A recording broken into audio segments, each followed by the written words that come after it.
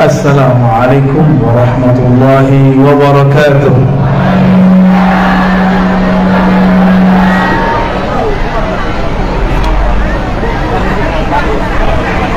Halo.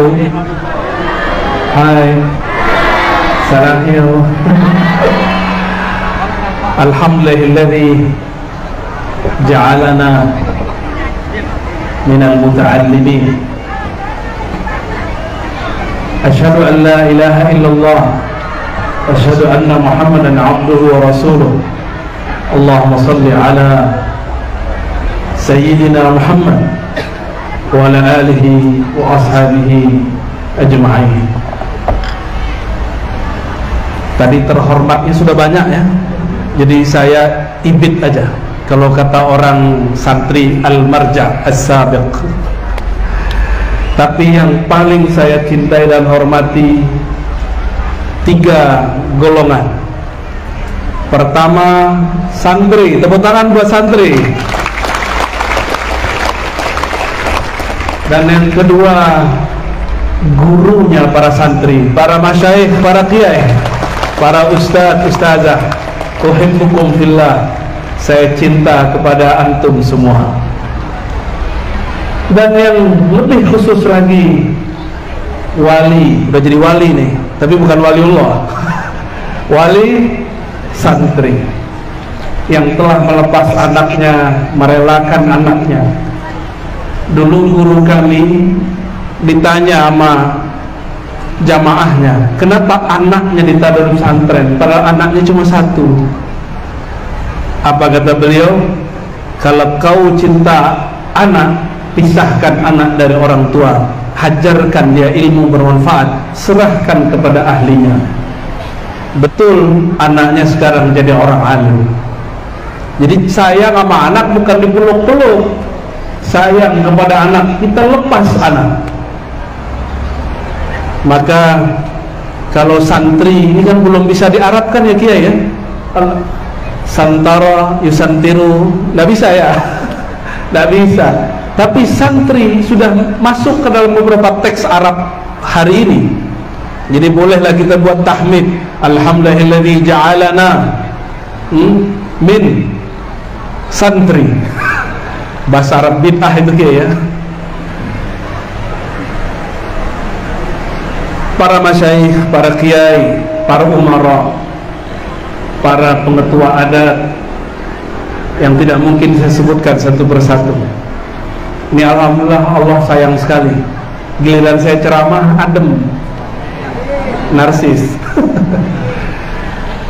Ini nggak mungkin. Tidak ada satu biji zarah pun di alam kecuali Allah atur. Apalagi awan. Ini diatur oleh Allah semua. Walaupun 1-2 orang saya lihat masih kegerahan ya. Mari kita baca salawat ke Nabi. Allahumma salli ala Sayyidina Muhammad.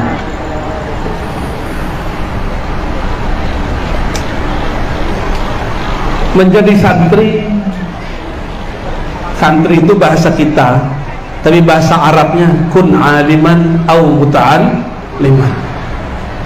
Jadilah orang alim. Kalau belum jadi alim, jadilah orang yang belajar ilmu. Muta'allim, muta'allim itu bahasa kitanya santri. Ada satu hal yang membuat santri ini beda, Pak Bupati. Ada hal yang membuat mereka nggak akan pernah jadi teroris. Benar santri tidak ada teroris ya? Benar? Santri nggak ada jadi teroris. Santri yang berakidah Ahlussunnah tidak pernah diajarkan jadi teroris, karena mereka tahu bab jihad itu kapan dipelajari. Santri, apa yang hebat pada mereka? Yang hebat kata ulama, la yu'khazul ilm min suhufi. Tidaklah boleh belajar kepada orang yang belajarnya otodidak atau hanya belajar lewat YouTube. Orang begini nggak boleh jadi kiai, nggak boleh jadi guru.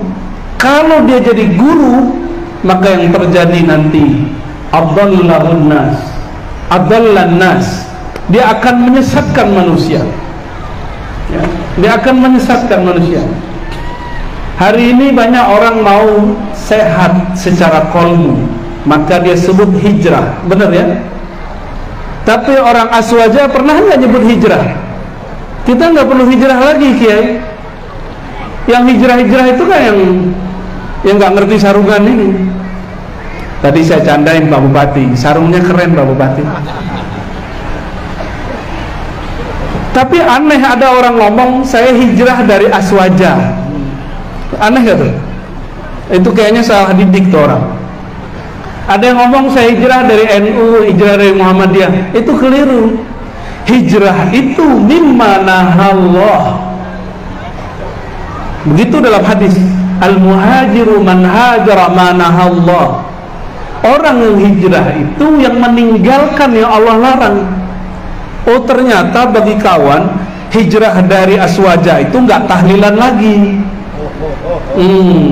nggak tawasulan lagi.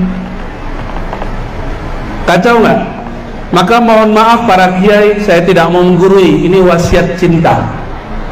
Hati-hati, pesantren kita sekarang kitab akidahnya sudah diganti, bukan Ahlussunnah lagi. Kitab Syekh Saleh Fauzan, coba cek.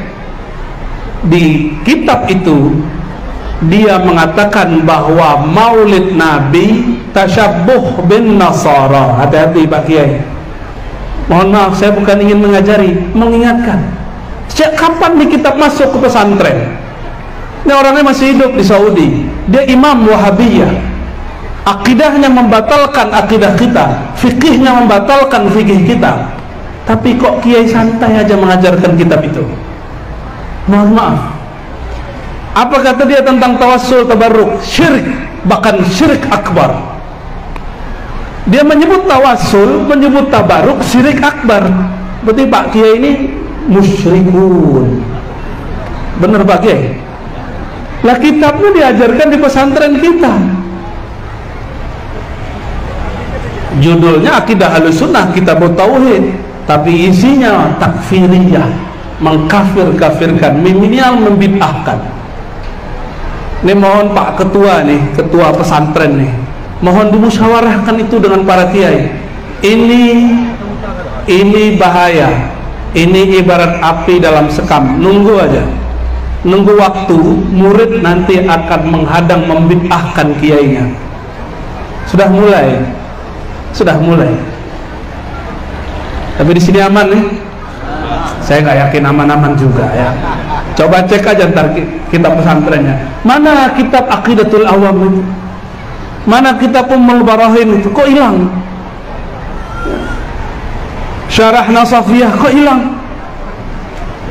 Dulu kitab kuning isinya itu. Udah berganti dengan kitab putih. Ya dokter, ini kewajiban kita. Ini pahit. Habis ini nggak diundang lagi juga nggak apa-apa Kiai. Ya, nggak apa-apa. Tapi saya harus sampaikan ini karena si pengarang kitab ini, dan kitab ini sudah diajarkan bertahun-tahun di pesantren. Apa kata si muallif kitab? Maulid Nabi tasyabbuh, menyerupai Nasrani. Menyerupai dari mana? Lalu dia pakai hadis, man tasyabbaha biqaumin fahuwa minhum. Siapa yang menyerupai satu kaum, bagian dari mereka. Menyamakan dengan Nasrani berarti menyamakan dengan orang yang tidak percaya kepada nubuat Nabi Muhammad SAW. Mohon diperbaiki itu. Kan kitab tidak ada yang suci. Yang suci cuma Al-Quran. Nggak ada lagi yang suci melebihi ini. Jadi kitab kuning boleh diganti, Al-Quran tidak boleh diganti. Bahkan nih Pak Polisi sekarang menghadapi masalah, ya, ada namanya PCS. Pak dengar Pak? Polisi Cinta Sunnah. Waduh gawat, ya. Judulnya keren Pak, Polisi Cinta Sunnah. Tapi kiai-kiai ini ada bid'ah semua beda itu. Mohon maaf, saya menyampaikan qaulul haq wa in kana murran. Saya akan sampaikan, walaupun pahit kita sampaikan, ya. Semoga jadi obat. Gak usah khawatir para umara. Santri-santri ini mendoakan pemimpin setiap hari. Ya, benar gak? Para kiai kita doain pemimpin gak tiap hari? Walaupun kita nggak nyoblos, kita doain tiap hari kok. Doain tiap hari, karena itu perintah dari baginda Nabi Muhammad SAW. Ya, perintah dari para masyayikh. Maka saya kalau doa, Allahummarham man tawalla ala umur biladina. Ya Allah, rahmati siapapun yang urus negeri ini, apapun jabatannya, apapun urusannya, rahmati dia. Kita nggak benci. Kalau yang mengajarkan kebencian berarti dia sudah masuk ke ranah politik. Nah, itu sudah bukan bagian saya. Bapak Ibu yang bukan Allah, ini harus hati-hati di kitab pesantren. Tidak semua kitab gundul itu sahih. Ya, sampai sekarang masih ada kiai, mohon maaf kiai, tiap tahun, tiap bulan ngomongin utlubul ilma, carilah ilmu. Tapi dia sendiri nggak cari ilmu tentang hadis ini. Masih dibaca juga hadis utlubul ilma minal mahdi ilal lahdi qala Rasulullah. Kapan Rasulullah ngomong begitu? Itu bukan hadis Nabi, itu perkataan ulama. Saya dari kecil dengar seorang kiai ngomong begitu. Sekarang umurnya udah sekian masih baca hadis itu. Dia suruh orang belajar, dia nggak belajar. Maklum, para kiai ini bingung mau belajar sama siapa lagi. Nggak ada lagi yang lebih alim dari dia. Benar Pak Kiai? Kadang-kadang ada 1-2 kiai mengaku begitu. Padahal setiap ada orang alim, ada yang lebih alim darinya. Betapapun hebatnya ilmu kita, ada yang bergelar, ada yang berlaqab, macam-macam. Tapi semua ini berkah para masyayikh. Maka disebutkan dalam hadis, al-alim wal muta'allim syarikani fil ajr. Kiai dan santri itu sama-sama dapat kehormatan, reward, pahala yang sama di sisi Allah Subhanahu wa ta'ala. Itu sebabnya saya kalau salaman sama santri itu nggak pernah nolak. Tangan saya biarin aja, karena saya pengen dapat berkah dari cium tangan mereka. Walaupun dia berkeyakinan ingin dapat berkah dari tangan kita yang hina. Enggak, justru bibir mereka yang belum berdosa, air ludah mereka yang isinya zikir, nempel di tangan, berkah Pak. Jangan-jangan kita ini yang merasa dulu kiai, sudah ustad, batin kita kotor karena sombong, batin kita terlalu santai. Justru ketika bersalaman dengan santri itulah dosa-dosa kita digugurkan Allah. Apa kata Nabi? Mayatasafahani muslimani, tidaklah bermusafaha 2 orang muslim kecuali Allah ampuni sebelum tangannya berpisah. Jadi ketika tangannya pisah, maka dosanya gugur. Tadi Pak Fadil Arif ngobrol-ngobrol dengan saya. Ini boleh saya ceritain Pak ya? Kata beliau, ini pandangan Pak Fadil Arif nih, Pak Bupati. Menurut saya, kata beliau, Islam itu penghormatannya dengan berdiri. Wah, cakep nih. Ini saya zaman lalu itu. Ar-Razi zaman lalu, begitu. Makanya saya dulu, Pak Bupati, kalau salaman sama kiai begini aja. 3 tahun. Karena menganggap cium tangan syirik. Tahu-tahu saya berguru kepada Syekh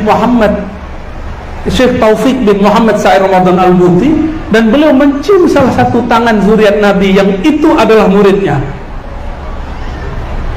Wah, nggak mungkin guru saya orang alim mengamalkan sesuatu yang bid'ah, nggak mungkin. Karena dalil itu ada dari ujung rambutnya sampai ujung kakinya. Nah nih santri-santri, orang alim itu dalil. Dalil itu bukan hanya ini cetakan, ini lembaran dalil. Dalil itu hidup di dalam diri orang alim. Oleh karena itu ulama itu hujjatullah alal alamin. Kiai-kiai kita ini, guru-guru kita ini hujjah Allah di muka bumi. Maka sah jika orang bertanya, Kamu tahu dari mana amalan ini? Cukup dia katakan, dulu kiai saya beramal seperti ini. Itu sah. Itu bukan taklid. Itu sah. Karena dulu Imam Syafi'i sering mengomong begitu. Qala syekhuna, qala syekhi. Apa kata Imam Syafi'i? Al-ilmu an taqula haddatsana haddatsana.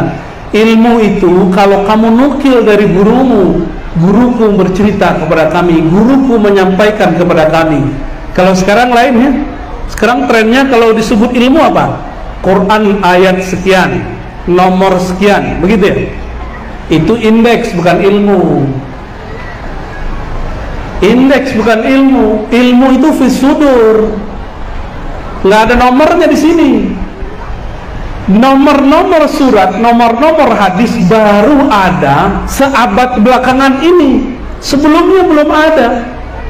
Maka santri-santri kalau emang mau hafalkan nomor boleh, tapi yang inti hafal yang di dalam nomor itu. La'anna al-ilma laysa birraqam, ya? Ilmu itu bukan menyebutkan angka, tapi memang hebat kalau ada orang menyebutin angka, hebat. Saya takjub. Jadi kiai-kiai kita ini hujjah. Yang mereka amalkan pasti ada dalilnya. Benar gak Pak Kiai? Mungkin gak pakai halu beramal? Gak mungkin ya? Pasti Pak Kiai baca kitab atau mendapatkan dari guru, ijazah dari syekh, diamalkan. Gak ada kiai-kiai buat-buat amalan. Wah, gawat.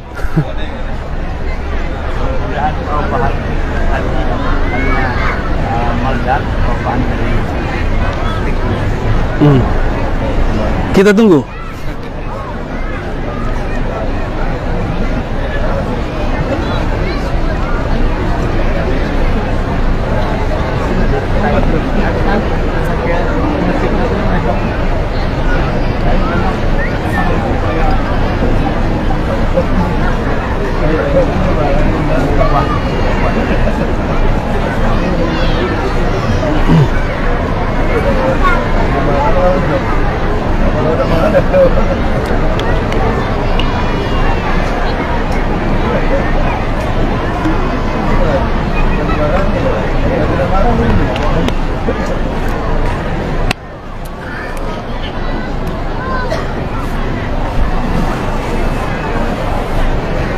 Sudah cukup?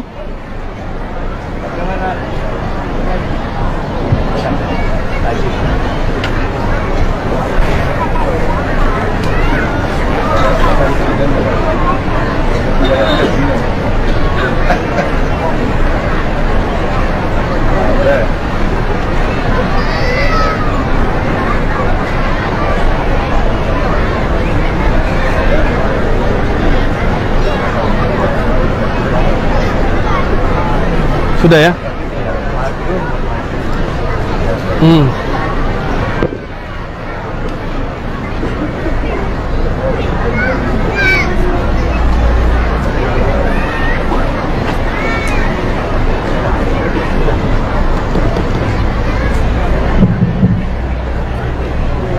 Innallaha ma'as-sabirin. Gak usah khawatir, betul, tenang aja. Sengaja bikin jantungan aja. Allahumma sholli ala sayyidina. Ya, salawat tibil qulub. Allahumma sholli ala sayyidina Muhammadin tibil qulub wa dawaiha وعافية الأبدان وشفائها ونور الأبصار وضيائها وعلى آله وصحبه وسلم. Allahumma salli ala sayyidina محمد طب القلوب ودوائها وعافية الأبدان وشفائها ونور الأبصار وضيائها وعلى آله وصحبه وسلم. اللهم صل وسلم عليه. Wah, langsung panas. Berarti bentar lagi ceramahnya ya. Bapak Ibu, para santri, para masyayikh, para kiai. Suatu kali seorang tabi'in namanya Ikrimah. Ikrimah ini budak yang dimerdekakan oleh Abdullah bin Abbas radhiyallahu ta'ala anhu.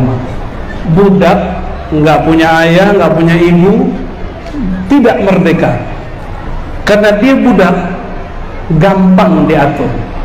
Setelah dimerdekakan, dikasih makan, dikasih baju, dimandikan. Apa kata Abdullah bin Abbas? Mulai hari ini kamu jadi santri saya. Apa yang dilakukan oleh Sayyidina Abdullah bin Abbas radhiyallahu ta'ala anhuma? Diajarkan Quran huruf per huruf, hadis kalimat per kalimat, cara sholat gerakan per gerakan, zikir harfan-harfan. Apa yang terjadi? Ikrimah diikat kakinya dengan kaki Abdullah bin Abbas. Setiap kali Ikrimah mau lari, ketarik. Badannya masih kecil, kurus, tarik. Kalau mau ngantuk, ditepuk-tepuk, bukan digampar, ditepuk-tepuk, bukan digampar ya. Wah, kalau guru kita dulu pakai rotan, tapi Abdullah Abbas enggak. Abdullah bin Abbas ditepuk-tepuk, dibangunin. No, ngaji. Akhirnya Abdullah bin Abbas berhasil mendidik yang tadinya pakai ikat, pakai kain, pakai tali. Ikrimah enggak perlu lagi pakai tali. Dia sudah bisa sholat sendiri, sudah mau ngaji sendiri, tapi itu masanya lama. Bayangkan, gurunya siapa? Sahabat Rasulullah. Apa gelar gurunya ini? Hibrul Ummah, tinta umat. Yang Nabi doakan, Abdullah bin Abbas punya adab. Yang didoakan Rasulullah berkah adab. Dulu Rasulullah sholat di rumah Maimunah. Rasulullah kalau malam hari buang air kecil, wudhu langsung sholat. Tiba-tiba selesai buang air kecil, ada yang menyediakan air. Dulu mulai ada air keran. Jangan bayangkan ada sumur di sana dekat dari rumah, enggak ada. Itu air disediakan. Lalu bertanyalah baginda Nabi Muhammad SAW, ini air dari siapa? Siapa yang menyediakannya? Kata Maimunah, itu Abdullah bin Abbas. Umurnya waktu itu baru 11-12 tahun. Ini adik-adik kita berapa nih umurnya nih Pak Kiai? Yang di depan kecil-kecil itu ada 12-13? Ya, apa udah mimpi basah itu? Belum ya? Belum. Ini Abdullah bin Abbas sudah ngerti adab, belum mimpi basah. Ketika Nabi selesai wudhu, beliau masuk ke ruangan. Tiba-tiba di belakang ikut Abdullah bin Abbas yang berumur 11 atau 12 tahun. Dia sholat sebelah kiri, Nabi tarik. Lagi sholat, ini gerakan boleh, gerakan yang tidak membatalkan sholat. Ditarik, ditaruh sebelah kanan. Lalu Nabi tarik supaya sejajar. Setiap ditarik sejajar, dia mundur pelan-pelan. Ditarik lagi sejajar, dia mundur pelan-pelan. Yang ketiga kali Nabi biarkan. Setelah sholat Nabi tanya, "Hei Abdullah bin Abbas, kenapa kamu saya tarik ke depan sejajar, kamu mundur lagi?" Apa jawaban Abdullah yang masih kecil? Saya berdoa semoga yang kecil-kecil ini secerdas Abdullah bin Abbas. Amin. Apa kata beliau? Tidak pantas bocah kecil seperti Abdullah bin Abbas sejajar dengan kekasih Allah. Tahu dari mana ini anak bahwa Rasulullah adalah kekasihnya? Akhirnya Nabi pegang kepalanya, didoakan. Nah, ini yang mahal doa kiai. Apa doanya? Allahumma faqihhu fid din wa 'allimhu ta'wil. Ini doa diijazahkan guru kami dan dibaca setiap ba'da sholat. Makanya rata-rata murid beliau jadi kiai, jadi ulama. Saya paling bodoh di antara mereka, tapi berkah doa yang diulang-ulang 5 waktu ini saya dapat kecipratan keberkahan Abdullah bin Abbas. Apa artinya Allahumma faqihhu fid din? Ya Allah, buat anak ini faqih, mengerti ilmu agama. Wa 'allimhu ta'wil, ajarkan dia pemahaman ayat, takwil. Diusap-usap kepalanya, didoakan. Dan benar, Abdullah bin Abbas umurnya belum sampai 20, Nabi sudah wafat. Nabi wafat umur 15 tahun, satu riwayat 13 tahun.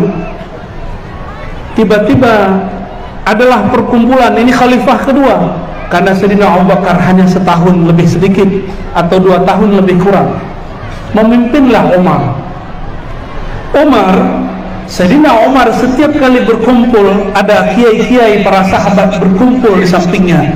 Tapi kali ini lain. Sayyidina Umar ajak anak yang belum berumur 20 tahun duduk di sampingnya. Apa kata kiai-kiai senior di antara sahabat? Ya Amirul Mukminin, wahai pemimpin kami, untuk apa kamu bawa anak bocah kecil ini yang nggak ngerti urusan kita, yang tidak faham pemahaman kita? Sayyidina Umar senyum. Nggak tahu dia. Ini orang sudah diberkati Rasulullah Sallallahu Alaihi Wasallam. Apa kata Umar? Wahai tuan-tuan, apa makna idza jaa nasrullahi wal fath? Ini para kiai sudah tahu semua nih kisahnya. Apa makna al-fath? Apa makna surat An-Nasr?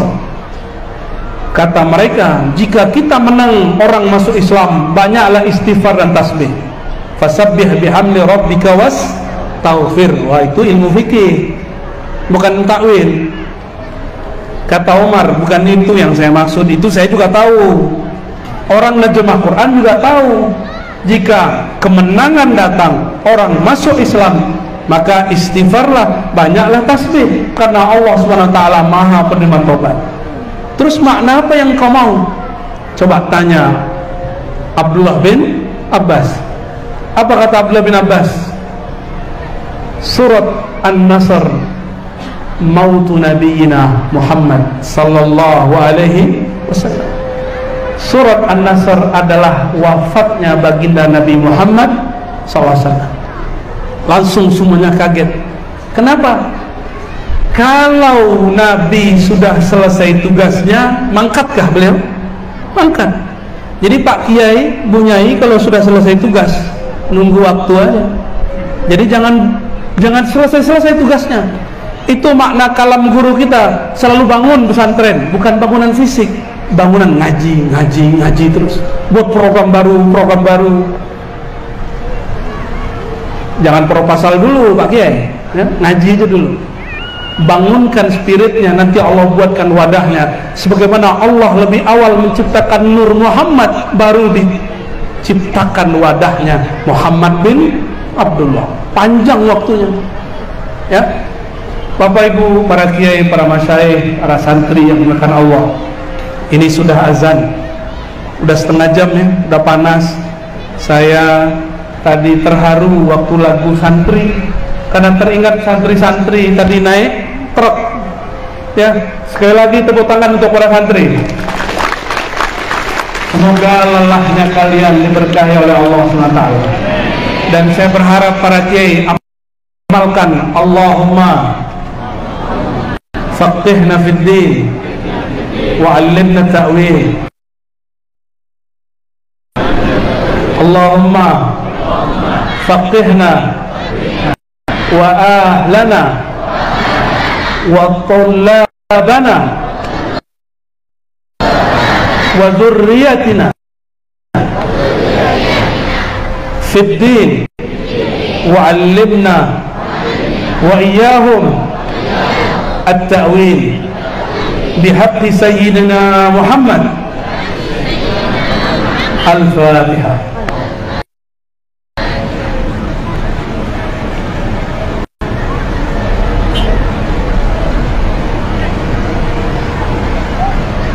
Barangkali itu para kiai, para masyayikh, kalau Pak Kiai, Pak teman-teman di pesantren ingin saya lama ngaji, taruh kitab di depan buat daurah kita, daurah Ahlussunnah, daurah hadis. Kalau undangannya begitu, saya mau cepet-cepet Pak, cepet datang dan ngajinya bisa kita lamain, ya, insya Allah. Jadi nanti kalau mau lama buat daurah Buya Marhutin, ya, nanti kita buat daurah hadis, daurah akidah, daurah tasawuf. Insya Allah 2 jam, nggak berhenti, 3 jam, 6 jam juga bisa, sehari semalam juga boleh, paling tepar. Barangkali itu dari kami, semoga bermanfaat, semoga semua yang hadir dirahmati Allah, diridai Allah, semua yang berjasa untuk acara hari ini Allah ampunkan dosa-dosanya. Wabil khusus sahibul bait pesantren As-Sultan, semoga Allah angkat derajat mereka, para masyayikh, bunyainya, kiainya, keluarganya, santrinya, dan semua para kiai, semua para santri, semua umara, semua ulama. Assalamualaikum warahmatullahi wabarakatuh.